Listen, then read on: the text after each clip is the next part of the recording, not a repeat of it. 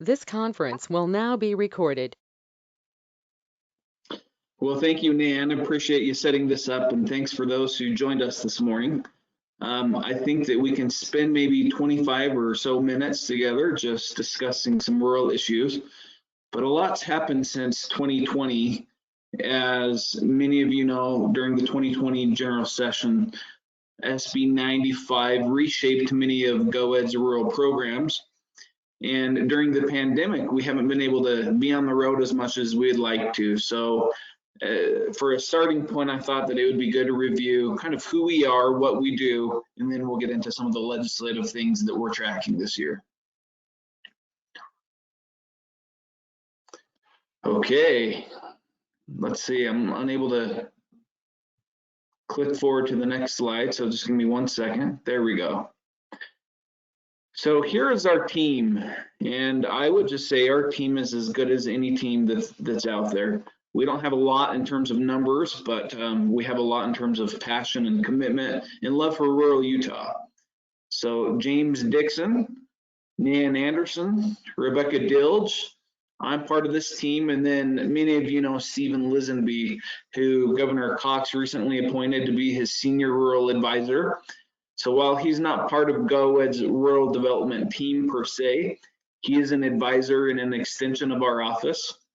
And we appreciate his good work and efforts to really be a voice for rural Utah. I will note that Stephen lives in Laverton, that I live in Wasatch County, that Rebecca Dilge lives in Box Elder County, and Nan lives in Wayne County. And we won't hold it against James that he lives in Lehigh, but we know that it was once rural, so that's he has that going for him. So we manage several rural programs and partnerships.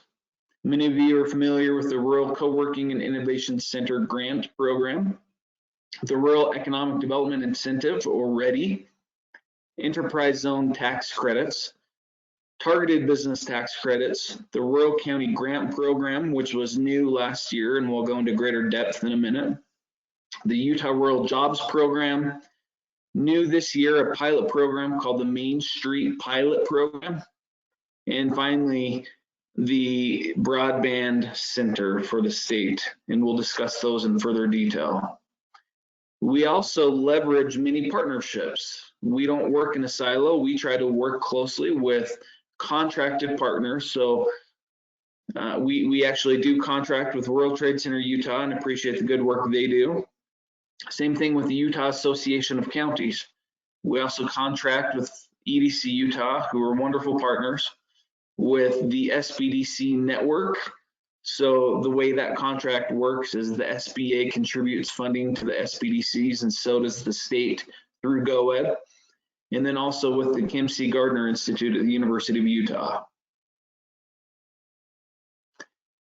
Okay, I did want to point out that while we have certain programs that we manage within our business services team and our rural development team, we also have other areas of our office that are also focused on some level of rural development. Outdoor recreation, for example, is a big contributor to rural development. And so I just got a couple of numbers to share. So 70% of the project. Is there a little bit of an echo or, okay, I think we're past it. So 70% of the projects funded in 2020 were all in rural counties. 60% of outdoor rec grant funds have been invested into rural counties since its inception, and last year that was 64%. So these are significant dollars going into really enhancing local communities in rural Utah. I visited with Dave Williams at the Utah Office of Tourism to get a better sense of how much of their TMPF is actually going to rural counties. And in 2020, nearly $17 million, now that's TMPF and also CARES Act money, went directly to rural Utah. Within GoEd, we have an office called PTAC, or Procurement Technical Assistance Center. They have regional offices around the state where they're consulting with small businesses and generating millions of dollars of revenue for these small companies. Often within GoEd and within the press, we hear of the big announcements like the Adobe or the Domo going to Utah County. And we're grateful for those announcements. But what we don't hear daily is the many success stories that our team is having with small businesses. PTAC, for example, has the greatest ROI of any of the programs that GoEd houses. We also have something called the SBIR Center. We've recently rebranded it to be called the Industry and Innovation Center, but it's a team of professionals within GoEd that work with companies to assist them with receiving federal grants called SBIR grants. And just yesterday, they announced that one of our rural counties and one of our rural businesses in Emory, it's called Emory Animal Health, received an SBIR award of $100,000 to diagnose, to develop a tool for veterinarians to use. So when we consider that all of our hands are on deck, we know that we're very committed. In fact, we're laser focused on rural Utah. So just wanted to highlight a couple of things. I know James would kill me if I didn't mention that the RCIC program opened up for application once again. So the application closed last year, but then we were awarded an additional $500,000. And so that application period goes from February 1st to April 1st. And we see a picture here, if you can see the screen. This is the Vernal Innovation Center. It's 7,000 square feet, so it's large. It's the result of the private sector working with businesses in the community, and then GoEd through this RCIC grant was able to supplement their efforts and to help kind of push them over the edge so that they could build out this facility. They are having an open house February 10th, next week, in fact. So if anybody wants to learn more about this or see what they're doing, feel free to, I'm sure they would love to have anybody on this call to join them. Okay, so we have the Rural Economic Development Incentive, or READY. And thanks to Rebecca Dilge for providing this data, but in fiscal year 2020, we had 21 businesses apply, 5 of which were Wasatch Front companies that expanded or hired rural workers to the tune of 35 plus people. Fiscal year 21 to date, we have 14 businesses that have applied, 2 Wasatch Front companies that have helped create 107 jobs in rural Utah. And then our office is also very involved with the Rural Workforce Network and are active participants in any type of rural initiative where we can be helpful. Thought I'd just give you a quick update on terms of how are we doing as a state in light of COVID? How does our economy look? In 2019, we were ranked as the most diverse state in terms of our economic diversification. And so while that's a lot to celebrate, we also recognize we have challenges. Specifically, because of COVID-19, our unemployment rates have skyrocketed, our job growth rate has plummeted, but it's taken several months to kind of right the ship. So these represent the most recent data from the Department of Workforce Services. So we are back down as a state to 3.6% unemployment compared to a national average of 6.7%. And then for the first time in several months, we're back in the positive area for job growth at 0.6%. But if you compare that to what's happening nationally, there's still a significant decline. Okay, many of you have heard of this term K-shaped. So our recovery suffered our economy suffered a significant fall, but as we're starting to climb back up, almost like this vertical part of the K, a very significant portion of our economy is on the rise, where other portions of the economy continue to fall. And so it's a K-shaped, it's not a V-shape like we often see. So some industries are doing well, others continue to really struggle.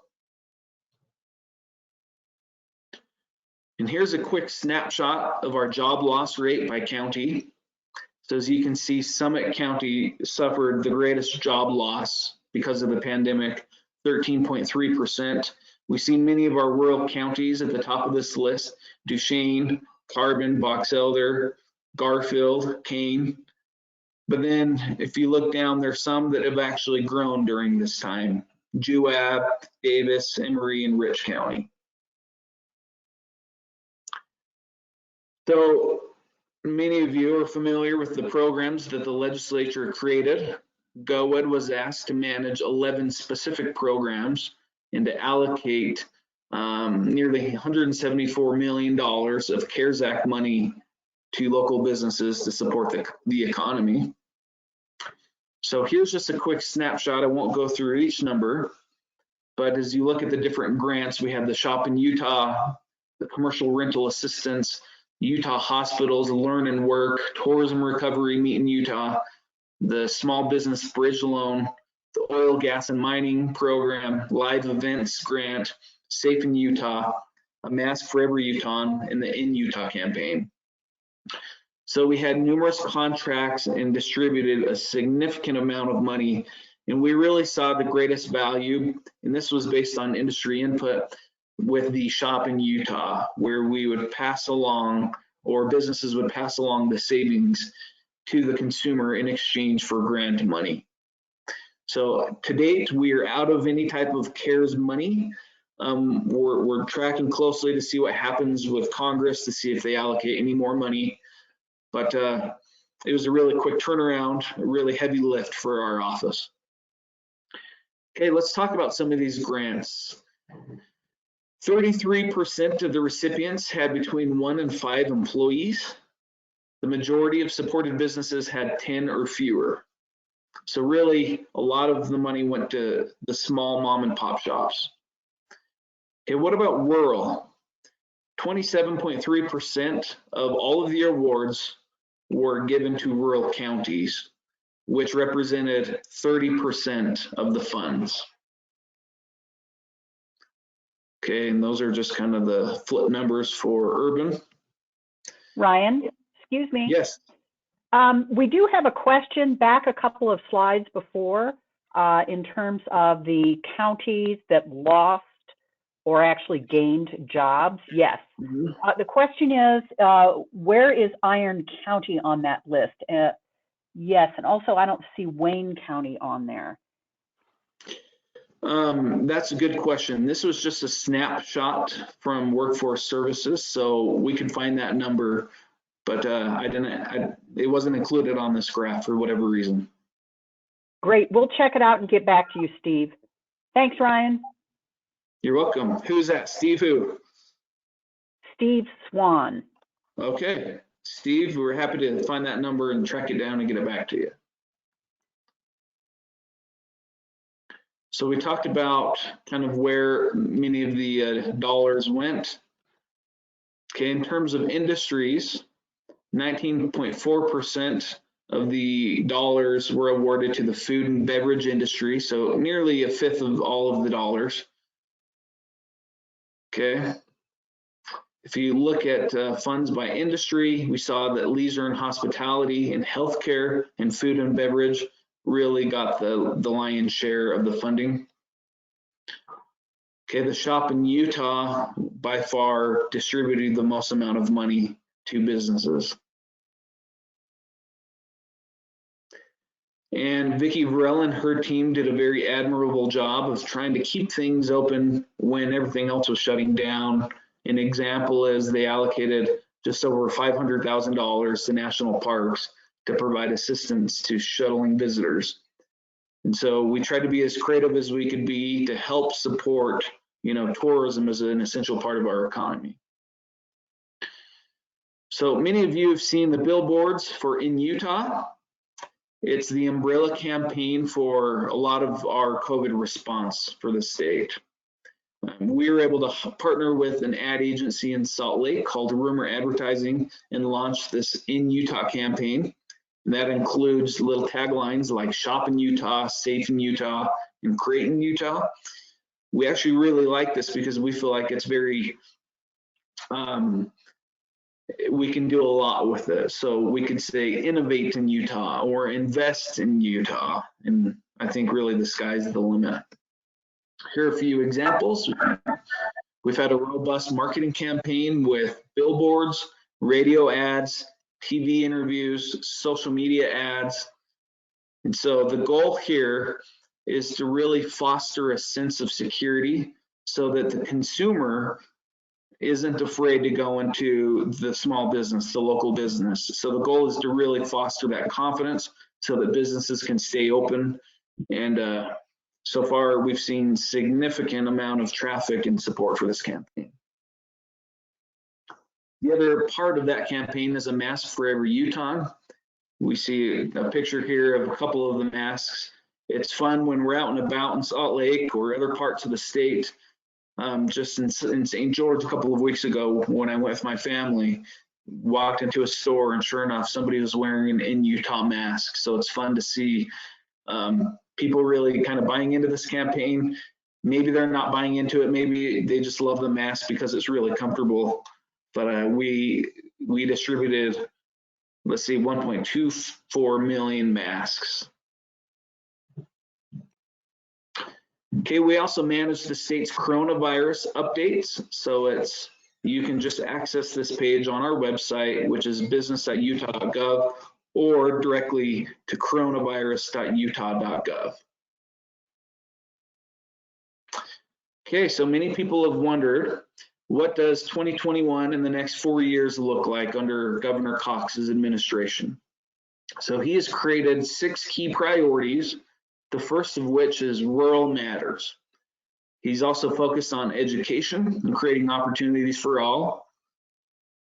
He's looking at consolidating agencies to create a more efficient state government system, focused on equity and opportunity, the state's COVID-19 response, and economic development. All right, so here's where we can kind of discuss what we're hearing and seeing.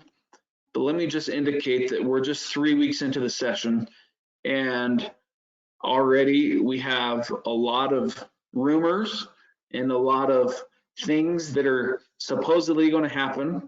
And so, like all good legislative sessions, many of these programs really don't come to fruition until the latter part. So GOED specifically works through a committee called BEATLE, the Business, Economic Development, and Labor. And so I just checked this morning, and already there are 143 RFAs. An RFA is a request for appropriation. So that could be a local performing arts center asking the legislature for one-time funding. It could be the Heber Valley Railroad, for example, asking for money. It could be a legislator wanting money for a new education program related to economic development or business. And so, again, 143 different asks within, the first 3 weeks. GOED follows the governor's budget recommendations, and that's what we openly support. Nevertheless, we also understand that there are good things that weren't included in the governor's budget, and so where possible, we try to work with and support other opportunities, but our primary focus is to support the governor's budget. So here are a few things worth noting.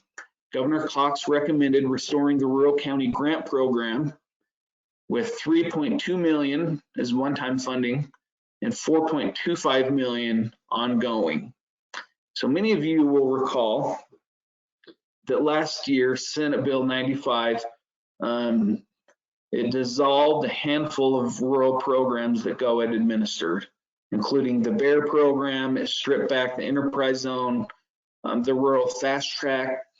And so I've learned with the legislature that it's a give and take. So if they're going to give new money to a program like Rural County Grant Program, they often want to take something away that's maybe not as effective. And that was the ultimate conclusion.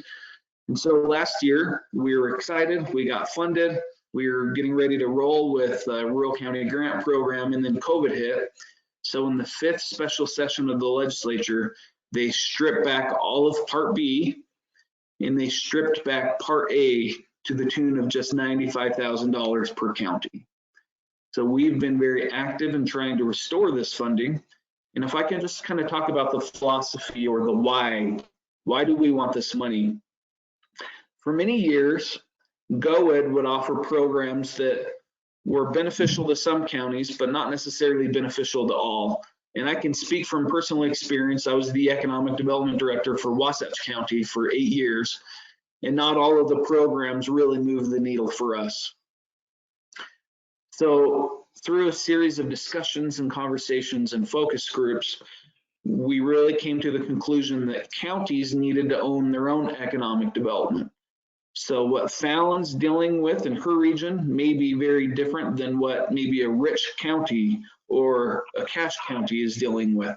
And so rather than have a top-down approach, we really wanted to focus on the bottom-up approach. And so if there's a gap, for example, of technical assistance, and you live in Emery County, you can contract the support to go fill that gap. So we're hopeful that we get that funding restored, and we'll keep you posted as we get updates. So the next thing to discuss is the Rural Economic Development Tax Increment Financing. So many of you have heard of EdTIF. That's our principal tool that we use at GoEd to help support companies in their growth and their expansion. So often we see in the news that Domo, for example, 2 weeks ago, just received an EdTIF award from GoEd and committed to create 1,000 additional jobs. These are high-paying jobs. But there's always been this, well, what about rural Utah? What's the tool or the mechanism to support rural Utah?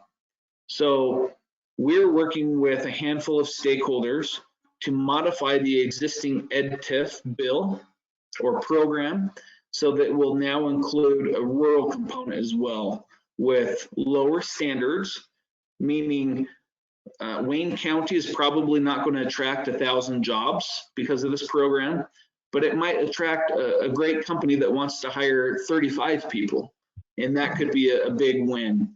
And so we're working with that. We have Representative Albrecht, who's going to sponsor that, with Senator Owens as his co-sponsor from the Senate, and hoping that this kind of equalizes or creates a better playing field for rural Utah. Okay, the next one is the Utah Broadband Center. So without getting too much in the weeds, I'll just say that GoEd operated a broadband center for about 5 years. And once the funding ran out, for whatever reason, the state was in a position where they decided to defund it.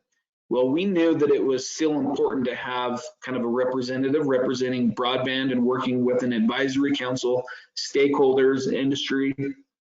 So Rebecca Dilge on our team has filled that role very admirably for the last number of years, but we still don't really have any financial support or, formal policies in place for a broadband center. So Governor Cox has recommended reinstituting the broadband center with a one-time $50 million infusion of capital to then be deployed to rural Utah for broadband installation, with a staff person or two to help run that center and to provide outreach and to really be the convener of all things broadband. So we're working hard on that, really around the clock. Rebecca and I, at late hours of the night, are texting each other dorky broadband questions. Okay, the next one that I think is of interest to this group is the Broadband Infrastructure Revolving Loan Fund. So this is a significant pot of money, $69 million, to help rural counties with their infrastructure needs. So being a loan, it would have a small interest rate, and the terms of the loan would require repayment. But for example, let's say a Carbon County wanted to invest into, the last mile of an off-ramp, and they needed some money to help kind of bridge that gap. They could make application to this revolving loan fund to be able to finish that project. Or maybe they could couple their efforts with broadband and then kind of have double the effect of installing broadband or anything else that's related to infrastructure. So there's a really good chance that this gets funded and gets placed within GoEd. We're watching it closely, working with stakeholders, and we're happy to provide an update as we learn more. Ryan, we've got a question. Yeah, please. How is broadband still viable in light of Starlink? I don't know, is Rebecca on the call? I do believe Rebecca is on the call. You I wanna answer am. that one, Rebecca? Yeah, and I just put a quick reply in there. So it's interesting because I have been in contact with Starlink, and they are providing lower speeds than fiber. So the best is fiber, and they've even admit that. They say until fiber can get to the rural areas that are hard to get to right now because of cost or terrain or other significant obstacles, they can fill a niche. Now it's not going to be cheap, so we're looking at $500 for equipment and about $99 a month for Starlink. So there's just, it's just a different option, and in the near term can take care of it, but in the long term, fiber is best. Great answer, thank you. So moving on, Nan has been a real rock star in really formulating the Main Street program. I have another slide that describes really what that looks like, but we're asking, and this was not included in the governor's budget. It was still too new. I think with the transition, they weren't able to get it in. So we are supposed to remain neutral. And but we will say that this year of 2020, where we launched the program, we saw a lot of success, and we're hopeful that the legislature can see and recognize that success and fund it. Okay. Working with our friends down in Carbon and Emery, kind of the 6-county area, there's an effort. Representative Watkins is seeking some support for a regional planning and entrepreneurial ecosystem, and this may include some added staff to help support the AOGs and their economic development. So we're very supportive of that. And again, want this to be a bottom-up approach. So if that's the need that they have in that region of the state, we really want to be supportive. And I think Travis is on the call, and just appreciate his good work down there. And then finally, the governor has recommended funding for the Utah Rural Leadership Academy. This would be a training program for rural counties, specifically for economic development officers and for commissioners and council representatives. They would go through a structured class or course over the course of a year, and then graduate with a certificate at the SUU Rural Summit. So we think that this could be a good way to help provide some of that training to leadership that does turn over every couple of years within rural counties.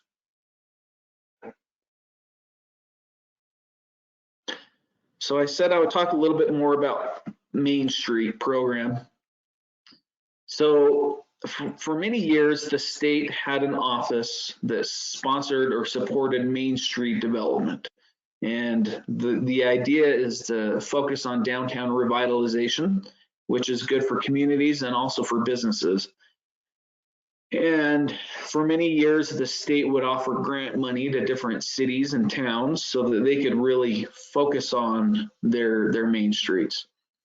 So Nan Anderson has done a very nice job of pulling together key stakeholders, and we have a Senate sponsor that should be releasing a priority bill in the coming days.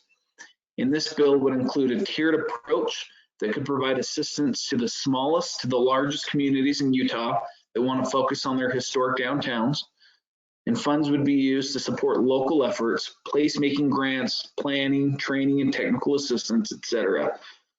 So as an example, Price City and Brigham City were the two pilot partners in 2020. Nan was able to secure a USDA grant and also pull in the support of numerous other stakeholders so that we could provide some initial funding. And they're off to the races doing great things in Price and in Brigham. Locally, where I live in Heber, I think Dallin Kosher's on the call. They've done a really nice job of pulling together a downtown or a Main Street alliance with beautification and events and facade upgrades. In fact, Dallin's Visitor Center Has a really beautiful facade on it, this large, probably 20 by 30 painting. And if Dallin's on the phone, maybe you can send a picture or something, and or if you have questions, you can follow up with Dallin, but it looks really beautiful. So we're hopeful, we're keeping our fingers crossed that this is something that we can get funded and move forward with. Okay, I think that's the end of my presentation. So I'll just say rural rocks, that's kind of our theme. We're grateful to be able to work with wonderful people throughout rural Utah. It energizes us. We're excited to be your partners, and that's all I have. So are there any questions for me?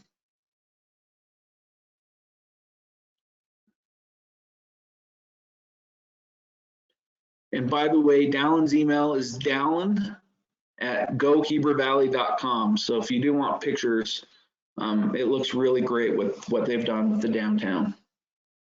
And then Nan, I'm sure you could provide some, pictures and things like that of Brigham and of Price as well. You bet. Thank you, Ryan. So yes, there's a question. Can we get a copy of the presentation? We are recording this session, and a link to the recording will be up on our webpage, the GoEd webpage, which is business.utah.gov. And then look under services, you'll see rural development, and we'll have that link on there. So a question for you, Ryan. Many folks know that the legislative session is a crazy, crazy sprint for 6 weeks, but is there any anticipation or knowledge that you can share with the group about rumblings that you've heard that might affect rural Utah? I would say that this is the year of rural, and many legislators are indicating that, the governor is indicating that. And so I don't see a lot of big shakeups in terms of like canceling programs or doing something to really destroy our synergy and our efforts.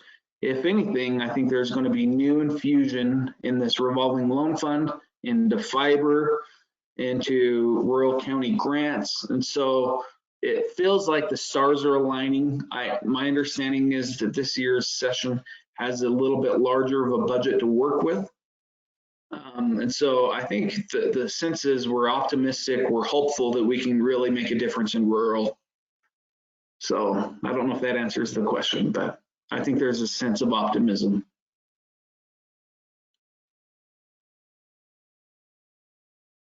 Great, thank you. Other questions from participants?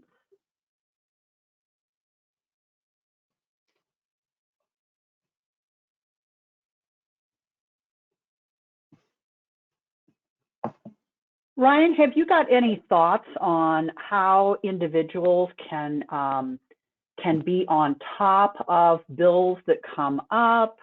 I know the tracking service is really, really well done on the legislative website, but are you aware, are there any other tools that focus in on economic development issues that are being addressed at the legislature? I know the Utah Association of Counties produces a really good update on bills, and so they will send that out on a weekly or monthly basis. And so if you haven't subscribed to that, you may consider doing so. I'm just trying to think. This year is different in that we're not hosting a Rural Day on the Hill because of COVID-19.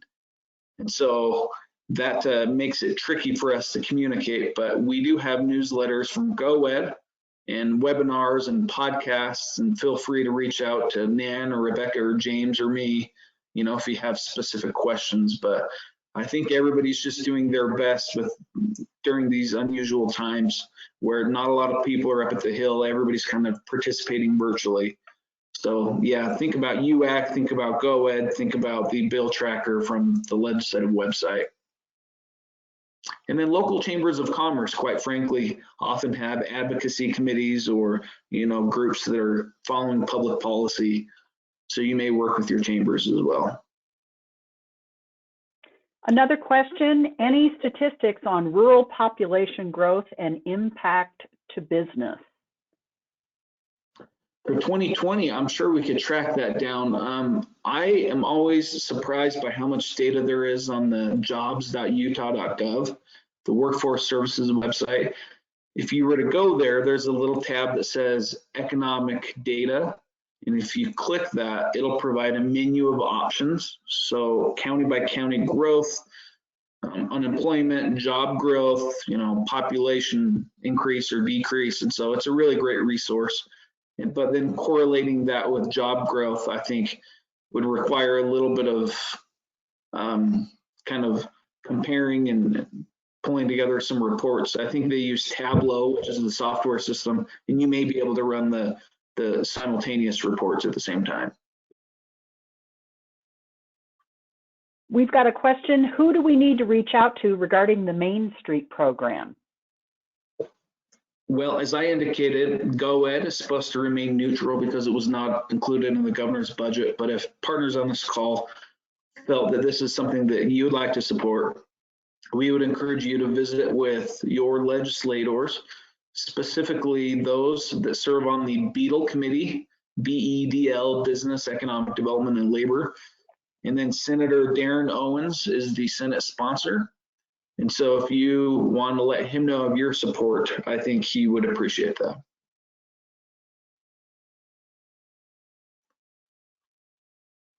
There's a comment. It would be a good stat for GoEd to use to see if funds are impacting specific areas correctly. And that comment relates to the question about statistics from DWS. Yeah, great point.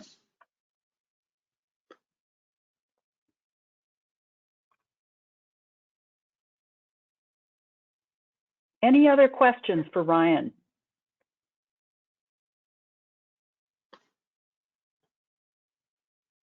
We haven't heard anything from Scott Barney. Scott, what do you have to say for yourself?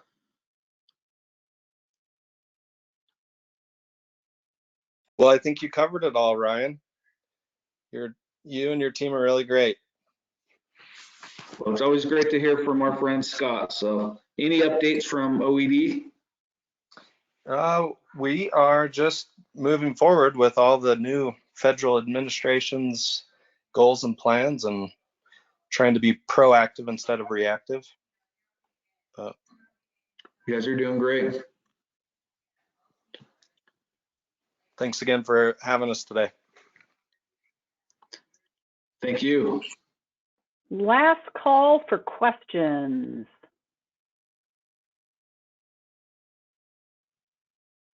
Well, I don't see anything coming through. So with that, again, thanks to all of you for attending today. We appreciate it. As Ryan indicated, please don't hesitate to reach out to us with any questions that you might have about GoEd's rural programs. And with that, we'll end the session and have a great day. Thank you so much, Ryan. Thanks, Nan.